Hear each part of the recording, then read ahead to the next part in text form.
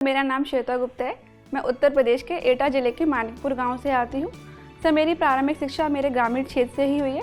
Sir उसके बाद मैंने JLN डिग्री कॉलेज एटा से BA और MA किया है और सर उसके बाद से सिविल सेवा की तैयारी कर रही हूँ। सर UPPCS में सर ये मेरा 3rd अटैम्प्ट है और फर्स्ट इंटरव्यू था और सर इसमें मैंने डिप्टी कलेक्टर की पोस्ट हासिल की है। सबसे पहले सर जब रिजल्ट देखा तो एकदम से सर कोई इमोशन ही नहीं आ रहा था। एकदम से सर मैं एकदम आश्चर्य में आ गई थी कि मेरी SDM की रैंक लगी है। तो उसके बाद सबसे पहले सर मैंने अपनी मम्मी को फ़ोन किया और उनको बताया तो सर सब लोग बहुत ज़्यादा खुश हुए। जब मैं सर 10th क्लास में थी तो सर मेरे एक टीचर थे, सर उनके मुँह से सर मैंने सिविल सेवा का शब्द पहली बार सुना था। तो सर मैंने उनसे पूछा था सिविल सेवा क्या होता है, तो सर उसके बाद सर मेरे मन में भी आया कि मुझे भी यही करना है बड़े होके। सर यूट्यूब पे सर दृष्टि के जो रिसोर्सेज अवेलेबल रहते हैं सर उनको मैंने यूज किया। और सर जब पहली बार सर जब मेरा UPSC का 2023 में प्रीलिम्स क्वालिफाई हुआ था तो सर मैं दृष्टि के अस्मिता योजना के अंतर्गत आई थी और सर तब से सर मैं दृष्टि में जुड़ी हुई हूँ। सर एक सर प्रीलिम्स की टेस्ट सीरीज़ सर मैं अस्मिता में आ गई थी, सर मुझे सारे रिसोर्सेज अवेलेबल थे।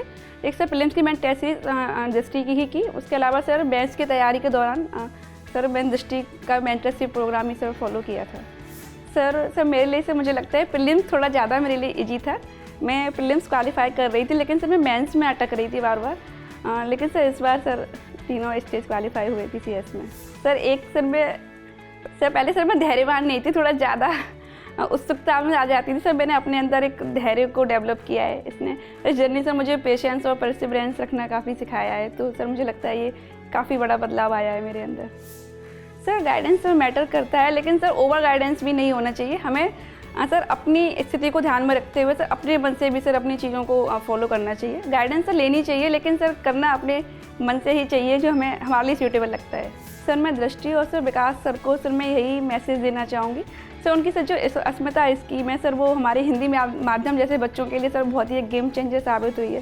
सर इसने मेरी पूरी जर्नी में मेरी बहुत ज़्यादा हेल्प करी है। तो सर इसके लिए मैं बहुत ग्रेटफुल हूँ। सर डर तो लगता है लेकिन डर के आगे ही जीत होती है। मुझे लगता है कि मेहनत में कमी नहीं करनी चाहिए, निरंतर मेहनत करनी चाहिए तो सर सफलता तो सर मिलेगी एक दिन।